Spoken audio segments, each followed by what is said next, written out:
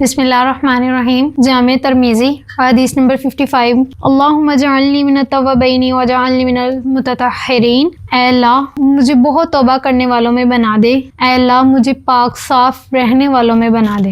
ہمیں چاہیے کہ ہم جو غسل کریں، جب اپنے آپ کو پاک کریں تو ہم یہ دعا پڑھیں کہ اللہ ہمیں پاک صاف رہنے والوں میں کر دے تاکہ ہم بھی پاکیزگی میں آ جائیں۔ لیکن اس کی اگزامپل روزمرہ میں آپ لے سکتے ہیں۔ جتنے بھی مسلمان ہیں، کیا جب ہم غسل کرتے ہیں کیا ہم ان دعاؤں کا، ان چیزوں کا خیال رکھتے ہیں؟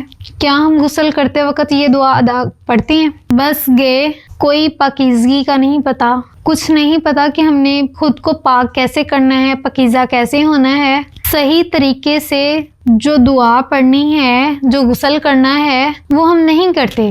ہمیں چاہیے ہم دعا پڑھا کریں، اللہ تعالیٰ ہمیں پاک کاروں میں شامل کرے، ہم پاک ہو جائیں، ہم پاک رہنے والوں میں شامل ہو جائیں۔ ہمیں چاہیے غسل کریں تو پراپر کریں، دعا پڑھیں، دعا شامل کریں، اور اللہ تعالیٰ ہمیں توبہ کرنے والوں میں شامل کر دے۔